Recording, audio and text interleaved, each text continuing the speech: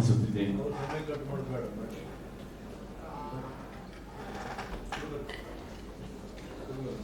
ಈ ದಿನದ ಎರಡನೇ ಉಪನ್ಯಾಸ ಕಾರ್ಯಕ್ರಮ ಆರಂಭ ಆಗ್ತಾ ಇದೆ. ಸದನದಲ್ಲಿ ಶಾಸಕರ ಜವಾಬ್ದಾರಿಗಳು, ಕರ್ತವ್ಯಗಳು ಮತ್ತೆ ಅವರ ಹಕ್ಕುಗಳು, ಶಾಸಕ ಸಭೆಯಲ್ಲಿ ಅವರ ಪರಿಭಾಷೆ, ಉಪಯೋಗಿಸುವಂತಹ ಪದ ಬಳಕೆ, ಸಕಾರಾತ್ಮಕವಾದಂತಹ ಧೋರಣೆಗಳನ್ನ ಕುರಿತು ಸನ್ಮಾನ್ಯ ಶಾಸಕರಾದಂತಹ ಶ್ರೀ ಕೆ.ಟಿ. ಶ್ರೀಕಂಠೇಗೌಡ ಅವರಿಂದ ಈಗ ಉಪನ್ಯಾಸ ಕಾರ್ಯಕ್ರಮ. ಅವರನ್ನ ಈ ಸಭೆಗೆ ಹೃತ್ಪೂರ್ವಕವಾಗಿ ಸ್ವಾಗತಿಸ್ತಾ ಇದ್ದೀನಿ ಹಾಗೂ ಉಪನ್ಯಾಸವನ್ನ ಈಗ ಅವರಿಂದ ಉಪನ್ಯಾಸ ಕೂಡ ಪ್ರಾರಂಭ ಆಗ್ತಾ ಇದೆ.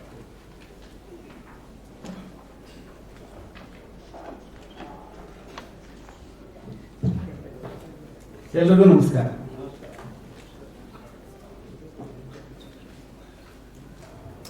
ಅಧ್ಯಕ್ಷತೆಯನ್ನು ವಹಿಸಿಕೊಂಡಿರ್ತಕ್ಕಂಥ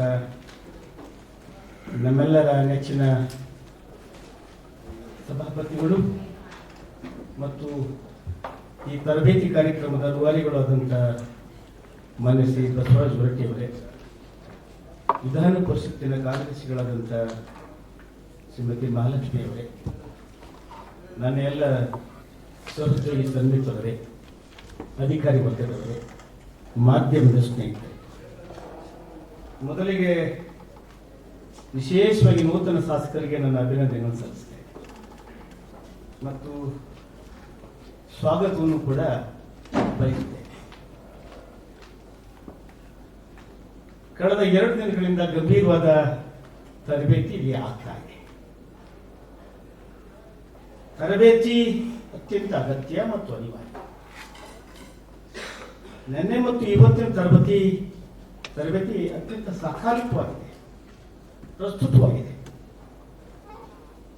ಕಾರಣ ಮುಂದಿನ 14ನೇ ತಾರೀಕಿಂದ ಅಧಿವೇಶನ ಆರಂಭ ಆಗ್ತದೆ. ಆ ಅಧಿವೇಶನದಲ್ಲಿ ಪಾಲ್ಗೊಳ್ಬೇಕಾದಂತ ನಮ್ಮ ಸದಸ್ಯರಿಗೆ ಈ ತಾಲೀಮು ಅತ್ಯಂತ ಅಗತ್ಯ ಇತ್ತು ಅಂತ ನಾನು ಭಾವಿಸ್ಕೊಳ್ತೇನೆ. ಅದರಲ್ಲೂ ತರಬೇತಿ ಬಹಳ ಮಹತ್ವದ್ದು ಅನ್ನೋದ್ರ ಬಗ್ಗೆ ಪ್ಲೇಟೋ ತನ್ನದೇ ಅಭಿಪ್ರಾಯವನ್ನು ಕೊಡ್ತಾನೆ. ನಿಮ್ಮೆಲ್ಲರಿಗೂ ಗೊತ್ತಿದೆ, ರಾಜಕೀಯ ವಿಜ್ಞಾನಗಳ ಪಿತಾಮಹ ಅರಿಸ್ಟಾಟಲ್ ಅನ್ನ 2349 ವರ್ಷಗಳಿಂದ ಯಾಕೆ ರಾಜಕೀಯ ವಿಜ್ಞಾನಗಳ ಪಿತಾಮಹ ಅಂತ ಕರೆದ್ರು ಅಂದ್ರೆ,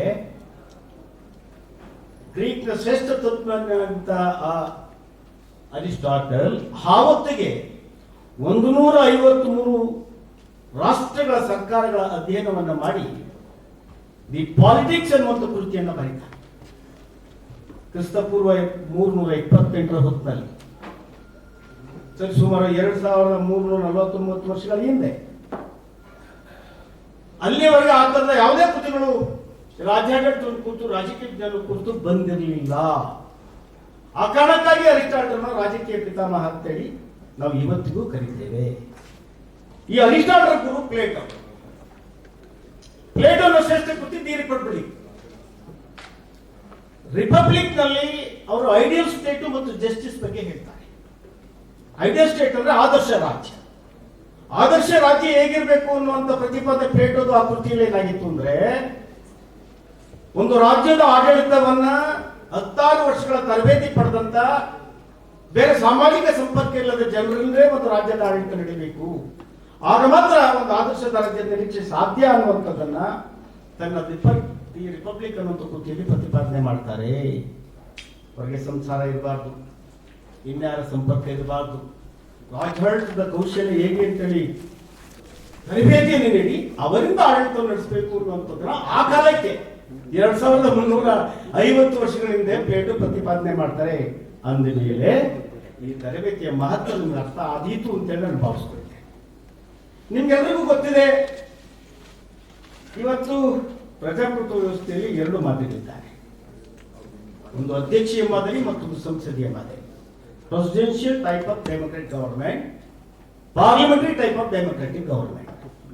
ಅಮೆರಿಕ ಅಧ್ಯಕ್ಷಕ್ಕೆ ಉದಾಹರಣೆ ಆದ್ರೆ, ಬ್ರಿಟನ್ ನಾವೆಲ್ಲ ಸಂಸದೀಯ ಮಾದರಿಗೆ ಉದಾಹರಣೆ ಆಗ್ತದೆ. ಪ್ರಾಚೀನ ಭಾರತದಲ್ಲಿ, ಜಗತ್ತಿನಲ್ಲಿ ಗ್ರೀಕ್ ಪ್ರಜಾಪ್ರಭುತ್ವದ ಉದಯದ ತವರು ಸ್ಥಾನ ಆದ್ರೆ, ಆಧುನಿಕ ಜಗತ್ತಿನಲ್ಲಿ ಪ್ರಜಾಪ್ರಭುತ್ವದ ಉದಯದ ತವರು ಬ್ರಿಟನ್ ಆಗ್ತಾರೆ. ನಾವು ಬ್ರಿಟನ್ ಮಾದರಿಯ ಸಂಸದೀಯ ವ್ಯವಸ್ಥೆಯನ್ನು ಒಪ್ಪಿಕೊಂಡಿದ್ದೇವೆ. ಐ ಮೀನ್ ಸಂಸದೀಯ ವ್ಯವಸ್ಥೆಯಲ್ಲಿ ಸಂಸತ್ತೇ ಶ್ರೇಷ್ಠ. ರಾಜ್ಯದ ಮಟ್ಟದಲ್ಲಿ ರಾಜ್ಯದ ವಿಧಾನಮಂಡಲವೇ ಶ್ರೇಷ್ಠ, ಇನ್ಯಾರೂ ಅಲ್ಲ. ಅಧ್ಯಕ್ಷ ಮಾದರಿ ಅಧ್ಯಕ್ಷನಷ್ಟು ಶ್ರೇಷ್ಠವಾಗಿ ನಿಲ್ತಾನೆ, ಎತ್ತರದಲ್ಲಿ ನಿಲ್ತಾನೆ. ಸಂಸದೀಯ ಮಾದರಿಯಲ್ಲಿ ಕೇಂದ್ರದಲ್ಲಿ ಸಂಸತ್ತು, ರಾಜ್ಯದಲ್ಲಿ ವಿಧಾನಮಂಡಲ ಶ್ರೇಷ್ಠವಾಗಿ ನಿಲ್ತದೆ. ಹಾಗಾಗಿ ಇವತ್ತು ಈ ಸಂಸತ್ತಿಗೆ ಕೇಂದ್ರದಲ್ಲಿ, ರಾಜ್ಯದಲ್ಲಿ ವಿಧಾನಮಂಡಲಕ್ಕೆ ಇನ್ನಿಲ್ಲದ ಮಹತ್ವ, ಘನತೆ ಮತ್ತು ಗೌರವ ಇದೆ. ಒಂದು ಆಳವಾದ ಸತ್ಯ ನಿಮ್ಮೆಲ್ಲರಿಗೂ ಗೊತ್ತಿದೆ. ಕೇಂದ್ರದಲ್ಲಿ ರಾಜ್ಯಸಭೆ, ಹಿರಿಯರ ಸದನ, ರಾಜ್ಯದಲ್ಲಿ ವಿಧಾನ ಪರಿಷತ್ತು, ಹಿರಿಯರ ಸದನ, ಇವೆರಡು ಶಾಶ್ವತ ಸದನಗಳು. ವ್ಯವಸ್ಥೆ ಆರಂಭವಾದ ಮೇಲೆ, ಪ್ರಜಾಪ್ರಭುತ್ವದ ಮೇಲೆ ಅವಕ್ಕೆ ಅಂತಿಮನೇ ಇಲ್ಲ. No end for it.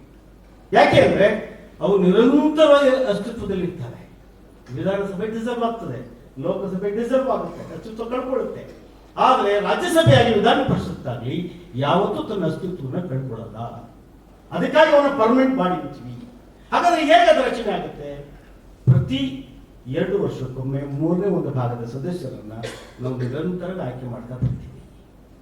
ಉಳಿದ ಸದಸ್ಯರು ಇರ್ತಾರೆ, ಮತ್ತೆ ಆಯ್ಕೆ ಬರ್ತಿರ್ತಾರೆ. ನಿರಂತರವಾಗಿ ಸದನ ಮುಂದುವರಿತಾ ಹೋಗ್ತದೆ. ಸರ್ಕಾರ ಇರಲಿ, ವಿಧಾನಸಭೆ ಇಲ್ಲದೆ ಹೋಗ್ಲಿ, ಆದರೆ ವಿಧಾನ ಪರಿಷತ್ತು ಮಾತ್ರ ಕಾಯಂ ಆಗಿ ಶಾಶ್ವತವಾಗಿ ಇರ್ತದೆ.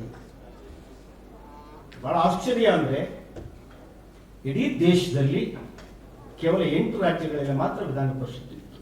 ಈಗ 6 ರಾಜ್ಯಗಳಲ್ಲಿ ಮಾತ್ರ ಇದೆ. ಕರ್ನಾಟಕ, ಆಂಧ್ರ ಪ್ರದೇಶ, ತೆಲಂಗಾಣ, ಮಹಾರಾಷ್ಟ್ರ, ಬಿಹಾರ, ಉತ್ತರ ಪ್ರದೇಶ. ತಮಿಳುನಾಡಿನಲ್ಲಿ ಇತ್ತು, ರದ್ದಾಯಿತು. ಪಶ್ಚಿಮ ಬಂಗಾಳದಲ್ಲಿ ಇತ್ತು, ರದ್ದಾಯಿತು. ಇನ್ನು 6 ರಾಜ್ಯಗಳಷ್ಟೇ ಇವತ್ತು ಉಳಿದಿದೆ. ನಿಮಗೆ ನಿನ್ನೆ ಮಾತನಾಡುವ ಹೇಳುದು, ನಮ್ಮ ಸಂವಿಧಾನದ 169ನೇ ವಿಧಿಯ ಅಡಿಯಲ್ಲಿ ಈ ವಿಧಾನ ಪರಿಷತ್ತು ಅಸ್ತಿತ್ವಕ್ಕೆ ಬಂದಿದೆ. It's creation of assembly. ಒಂದು ವಿಧಾನಮಂಡಲದಲ್ಲಿ ವಿಧಾನಸಭೆ, ವಿಧಾನ ಪರಿಷತ್ತು ಬೇಕು ಅಂತ ನಿರ್ಣಯ ಮಾಡಿದ ಮೇಲೆ ಅದು ಸಂಸತ್ತಿಗೆ 2 ಸದನಗಳ ಅಂಗೀಕಾರ ಹಾಕಿ ಬಂದ ಮೇಲೆ ಅಸ್ತಿತ್ವಕ್ಕೆ ಬರುವಂಥದ್ದು. ಮತ್ತೆ ಹಾಗೆ ಇದು ಬೇಡ ಅಂತೇಳಿ ಅವ್ರು ನಿರ್ಣಯ ಮಾಡಿದ್ರೆ ಮತ್ತೆ ಸಂಸತ್ತಿಗೆ ಹೋಗಿ ಅಂಗೀಕಾರ ಬಂದ್ರೆ ಅದು ರದ್ದಾಗುವಂಥದ್ದು. ಈ ಸಂವಿಧಾನದ ರಾಜ್ಯಸಭೆಗೆ ಇರುವ ಸ್ಥಾನಮಾನಗಳು ಇದಕ್ಕೆ ಇಲ್ಲ. ಅದಕ್ಕೆ ನೇರವಾಗಿ ಸಂವಿಧಾನವೇ ರಾಜ್ಯಸಭೆಯ ಅಸ್ತಿತ್ವಕ್ಕೆ ಅವಕಾಶ ಮಾಡಿಕೊಟ್ಟಿರೋದ್ರಿಂದ ಅದು ಸಂವಿಧಾನದ creation by the constitution, versus council of the states creation from the assembly. ಹಾಗಾಗಿ ಅದರ ಆಯಸ್ಸು, ಅದರ ಭವಿಷ್ಯ, ಅದರ ಅಸ್ತಿತ್ವ ಆ ರಾಜ್ಯದ ವಿಧಾನಮಂಡಲದ ಮೇಲೆ, ಆ ಸರ್ಕಾರದ ನಿರ್ಣಯದ ಮೇಲೆ ನಿಂತಿರ್ತದೆ. ಇನ್ನು ವಿಶೇಷವಾಗಿ ನಾವು ನನಗೆ ಕೊಟ್ಟಿರ್ತಕ್ಕಂಥ ಜವಾಬ್ದಾರಿ ಬಗೆಗೆ ಮಾತನಾಡಬೇಕಾಗಿದೆ. ಈ ಜವಾಬ್ದಾರಿಯ ಬಗೆಗೆ ನಮ್ಮಲ್ಲಿ ಒಂದು ಪುಸ್ತಕ ಮುದ್ರಣ ಆಗಿದೆ. ತಾವೆಲ್ಲರೂ ನಿನ್ನೆಯಿಂದ ನೋಡ್ತಾ ಇದ್ದೀವಿ. ಕರ್ನಾಟಕ ವಿಧಾನ ಪರಿಷತ್ತಿನ ಕಾರ್ಯವಿಧಾನ ಹಾಗೂ ನಡವಳಿಕೆ ನಿಯಮಗಳು. ಇದು ನಮ್ಮ ಸಂವಿಧಾನದ 208(1) ಅನುಚ್ಛೇದದ ಪ್ರಕಾರ ಮುದ್ರಣ ಆಗಿರ್ತಕ್ಕಂಥ ಒಂದು ಪುಸ್ತಕ. ಈ ಪುಸ್ತಕದಲ್ಲಿ 27 ಅಧ್ಯಾಯಗಳಿದ್ದಾವೆ, 350 ನಿಯಮಗಳಿದ್ದಾವೆ, ಎಣಿಕೆಗೆ ಬಾರದಷ್ಟು ಪುಣ್ಯಗಳಿದ್ದಾವೆ, ತಿದ್ದುಪಡಿಗಳು ಆಗಿದ್ದಾವೆ. ನನಗೆ ಕೊಟ್ಟಿರುವ ಜವಾಬ್ದಾರಿ ಇವತ್ತು 27ನೇ ಅಧ್ಯಾಯಕ್ಕೆ ಸಂಬಂಧಪಟ್ಟಂಥದ್ದು. ಸದನದಲ್ಲಿ ಶಾಸಕರು ಹೇಗೆ ನಡ್ಕೊಳ್ಬೇಕು, ಅವರ ಜವಾಬ್ದಾರಿ, ಕರ್ತವ್ಯ ನಿರ್ವಹಣೆ, ಹಕ್ಕು ಮತ್ತು ಅವ್ರು ಬಳಸಬೇಕಾದಂಥ ಪರಿಭಾಷೆ, ಪದಪುಂಜ ಮತ್ತು ಅವರ ಸಕಾರಾತ್ಮಕ ಧೋರಣೆಗಳಂತ ಮಹತ್ವದ, ಅತ್ಯಂತ ನಿಮಗೆ ರೆಲೆವೆಂಟ್ ಆದಂಥ ವಿಚಾರದ ಜವಾಬ್ದಾರಿಯನ್ನು ಇವತ್ತಿಗೂ ನಿಮ್ಮನ್ನು ಇರ್ತಕ್ಕಂಥ ಒಬ್ಬ ಸದನ ಸದಸ್ಯರಿಗೆ ಕೊಟ್ಟಿದ್ದಾರೆ.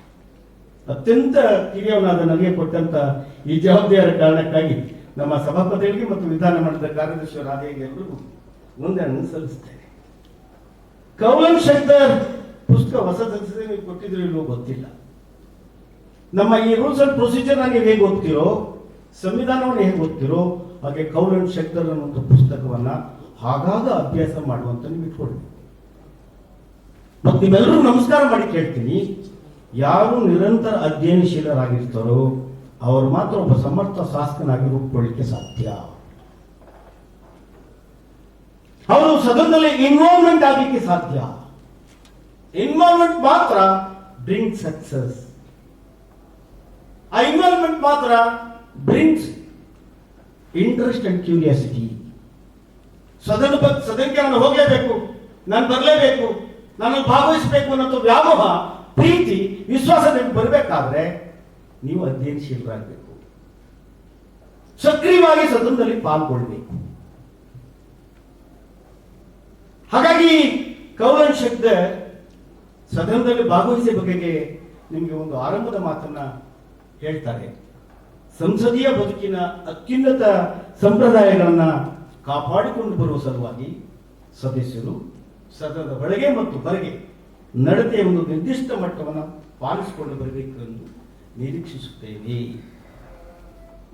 ವರ್ತನೆಯು, ಅವರ ನಡವಳಿಕೆಯು ಸದನ ಮತ್ತು ಸದನದ ಸದಸ್ಯರ ಘನತೆಯನ್ನ ಹೆಚ್ಚಿಸುವಂತಿರಬೇಕು. ಈ ಕಾರಣಕ್ಕಾಗಿ ಯಾಕೆಂದ್ರೆ ಒಂದು ನಿರ್ದಿಷ್ಟವಾದ ಪರಂಪರೆಯನ್ನ ನಾವು ಕಾಪಾಡಿಕೊಂಡು ಬಂದಿದ್ದೇವೆ, ಅದು ಉಳಿಸ್ಬೇಕಲ್ಲ. ಈ ಸದನದ ಘನತೆಯನ್ನು ಎತ್ತಿಡಿಬೇಕಲ್ಲ. ಆ ಸದನದ ಘನತೆಯನ್ನು ಎತ್ತಿಡಿಯೋದ್ರಿಂದ ನಮ್ಮ ಗೌರವ ನಾವು ಹೆಚ್ಚು ಮಾಡ್ಕೊಳ್ಬಹುದು. ಹಾಗಾಗಿ ನಾವು ಈ ಸದನದಲ್ಲಿ ಹೇಗೆ ನಡ್ಕೊಳ್ಬೇಕು, ಹೇಗೆ ಭಾಗವಹಿಸಬೇಕು, ಹೇಗೆ ಪ್ರತಿಕ್ರಿಯಿಸಬೇಕು, ನಮ್ಮ ಜವಾಬ್ದಾರಿ ಏನು, ನಮ್ಮ ಕರ್ತವ್ಯ ಏನು ಅನ್ನೋದ್ರ ಬಗ್ಗೆ ಆ 25ನೇ ಅಧ್ಯಾಯದಲ್ಲಿ 303 ABC 304 305 306 ಮತ್ತು 307 ನಿಯಮಗಳು ವಿಸ್ತಾರವಾದ ಮಾಹಿತಿಯನ್ನು ನೀಡುತ್ತಾರೆ. ಆ ವಿಸ್ತಾರವಾದ ಮಾಹಿತಿಗಳನ್ನ ನೀವು ಅಧ್ಯಯನ ಮಾಡಿಕೊಳ್ಳೋದಾದ್ರೆ ನಿಮಗೆ ಸದನದ ಸದಸ್ಯನಾಗಿ ಹೇಗೆ ನಡ್ಕೊಳ್ಬೇಕು ಅನ್ನೋಂಥ ಒಂದು ಕಲ್ಪನೆ ಸ್ಪಷ್ಟವಾಗಿ ಸಿಗ್ತದೆ. ಯಾಕೆಂದ್ರೆ ಉಳಿದೆಲ್ಲಕ್ಕಿಂತ ನೀವು ಸದನದಲ್ಲಿ ನಡ್ಕೊಳ್ಳುವಂಥ ನಡವಳಿಕೆ ಮುಖ್ಯವಾಗ್ತದೆ.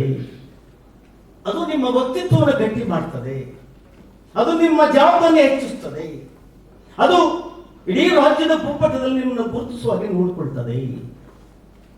ಹಾಗಾಗಿ ಸದನದ ಇನ್ವಾಲ್ವ್ಮೆಂಟ್, ಸದನದ ನಿಮ್ಮ ಭಾಗವಹಿಸಿಕೆ, ಸದನದಲ್ಲಿ ನಿಮ್ಮ ಪಾತ್ರ ನಿಮ್ಮ ಘನತೆ ಮತ್ತು ಗೌರವ ಹೆಚ್ಚಿಸುವುದರ ಜೊತೆಗೆ ನಿಮ್ಮ ವ್ಯಕ್ತಿತ್ವವನ್ನು ಗಟ್ಟಿ ಮಾಡ್ತಾ ಹೋಗ್ತದೆ. ಮತ್ತೆ ನೀವು ಸದನಕ್ಕೆ ಬರುವ ಹಾಗೆ ಆ ನಡವಳಿಕೆ ನಿಮ್ಮನ್ನು ನೋಡಿಕೊಳ್ತದೆ. ಹಾಗಾಗಿ ನೀವೆಲ್ಲ ಈ 303 ABC 304 305 6 7 ಈ ನಿಯಮಗಳನ್ನ ಕಡ್ಡಾಯವಾಗಿ ಓದಲೇಬೇಕು ಅಂತ ಮನವಿ ಮಾಡಿ. ಇನ್ನು 303 ಮತ್ತು ನಾನು ಕೊಟ್ಟಿರೋ ಮೊದಲನೇ ವಿಚಾರ, ಸದಸ್ಯರು ಸದನದಲ್ಲಿ ಹೇಗಿರಬೇಕು. ಒಂದು ನಿಮ್ಮೆಲ್ಲರೂ ಗೊತ್ತಿದೆ, ಸದನವನ್ನು ಪ್ರವೇಶ ಮಾಡುವಾಗಲೇ ನಾವು ನಮಸ್ಕಾರ ಮಾಡಿ ಒಳಗೆ ಬರಬೇಕು ಮತ್ತು ಸದನವನ್ನು ಬಿಟ್ಟು ಹೊರಹೋಗುವಾಗಲೂ ನಮಸ್ಕಾರ ಮಾಡಬೇಕು. ಇನ್ನು ನಿಮಗೆ ಗೊತ್ತು ಮಾಡಿರುವ ಹಾಸುದಲ್ಲಿ ಕೂತ್ಕೊಳ್ಳುವಾಗಲೂ ನಮಸ್ಕಾರ ಮಾಡಿ ಕೂತ್ಕೊಳ್ಬೇಕು ಮತ್ತು ಅಲ್ಲಿಂದ ಮೇಲೆ ಹೋಗುವಾಗಲೂ ನಮಸ್ಕಾರ ಮಾಡಬೇಕು. ಹಾಗಾದ್ರೆ ನೀವು ಬಂದಾಗೆಲ್ಲ ಸಭಾಪತಿಗಳಿಗೆ ನಮಸ್ಕಾರ ಮಾಡೋದು ಅನ್ನುವಂಥ ಭಾವನೆ ಬರಲೇ ಬೇಡ. ಅದು ಆ ಮೂಲಕ ನಾವು ಇಡೀ ಸದನಕ್ಕೆ ತಮಗೂ ಸೇರಿದಾಗೆ ಗೌರವವನ್ನು ಸಲ್ಲಿಕೆ ಮಾಡ್ತಾ ಇದ್ದೇವೆ ಅಂತೇಳಿ ಅರ್ಥ. ಆ ಮೂಲಕ ಈ ಸದನದ ಘನತೆಯನ್ನ ಎತ್ತಿಡ್ತಾ ಇದ್ದೇವೆ ಅಂತೇಳಿ ಅರ್ಥ. ಹಾಗಾಗಿ ಸದನದ ಪ್ರವೇಶ ಮತ್ತು ನಿರ್ಗಮನ, ನಿಮ್ಮ ಕುರ್ಚಿಯಲ್ಲಿ ನೀವು ಆಸೀನರಾಗುವ ಹೊತ್ತಿನಲ್ಲಿ ಮತ್ತು ವಿರಮಿಸುವ ಹೊತ್ತಿನಲ್ಲಿ ನಮಸ್ಕಾರ ಮಾಡಿಯೇ ನೀವು ಹೊರಡಬೇಕು. ಇನ್ನು ಎರಡನೇದು, ನೀವು ಸದನದ ಒಳಗಡೆ ಬರುವಾಗ ನೀವು ಸದನಕ್ಕೆ ಸಂಬಂಧಪಟ್ಟಂತ ದಾಖಲೆಗಳನ್ನಷ್ಟೇ ತರಬೇಕು, ರಿಲೆವೆಂಟ್ ಆದ ಮಾಹಿತಿಗಳನ್ನಷ್ಟೇ ತರಬೇಕು. ಅದು ಬಿಟ್ಟು ಬೇರೆ ಯಾವುದೋ ನ್ಯೂಸ್ ಪೇಪರ್ ತಗೋಬರೋದು, ಬೇರೆ ಯಾವುದೋ ಪುಸ್ತಕ ತರೋದು, ಬೇರೆ ಯಾವುದೋ ಮ್ಯಾಗಝಿನ್ ತರೋದು, ಅದನ್ನು ಕೂತ್ಕೊಂಡು ಓದೋದು ಕೂಡದು. ನಿಮ್ಮ ಇಡಿಯಾದ ಗಮನ ಸದನದ ಚಟುವಟಿಕೆಗಳ ಬಗ್ಗೆ, ಕಾರ್ಯಕಲಾಪದ ಬಗ್ಗೆ ಕೇಂದ್ರೀಕೃತವಾಗಿರಬೇಕು ಅನ್ನುವಂಥ ಕಾರಣಕ್ಕಾಗಿ ಈ ನಿಯಮ. ಬಹಳ ಜನ ನ್ಯೂಸ್ ಪೇಪರ್ ಓದೋ ಪ್ರಯತ್ನವನ್ನ ಮಾಡ್ತಾರೆ, ಅದು ಕೂಡುದು, ಆಗ ಪೀಠದಿಂದ ಹೆಚ್ಚಿಗೆ ಬರುತ್ತೆ. ಯಾವ ಕಾರಣಕ್ಕೂ ನಾವು ನ್ಯೂಸ್ ಪೇಪರ್ನ ಮನೆಯಲ್ಲೇ ಓದ್ಬೇಕು, ಬಹಳ ಹೆಚ್ಚಂದ್ರೆ ಲೋನ್ದಲ್ಲಿ ಓದಬೇಕು, ಬಹಳ ಹೆಚ್ಚಂದ್ರೆ ಲೈಬ್ರರಿ ಓದಬೇಕು. ಸದನದ ಒಳಗಡೆ ಸದನದ ಕಾರ್ಯಕಲಾಪಕ್ಕೆ ಹೊರತುಪಡಿಸಿದಂತೆ ಯಾವುದೇ ವೃತ್ತಪತ್ರಿಕೆಯನ್ನ ಅಥವಾ ಮ್ಯಾಗಝೈನ್ ಅನ್ನ ಅಥವಾ ನ್ಯೂಸ್ ಪೇಪರ್ನ ಓದುವ ಸಂದರ್ಭ ಇಲ್ಲ. ಇನ್ನು ನೀವು ಯಾರಾದರೂ ಒಬ್ಬರು ಸದಸ್ಯರು ಮಾತನಾಡುವಾಗ ಆ ಸದಸ್ಯರನ್ನು ಕುರಿತು ಏರು ಧ್ವನಿಯಲ್ಲಿ ಮಾತನಾಡುವುದಿಲ್ಲ ಅಥವಾ ಅವರ ಕುರಿತು ಏಕವಚನದಲ್ಲಿ ಮಾತನಾಡುವುದಿಲ್ಲ ಅಥವಾ ಅವರ ಮಾತು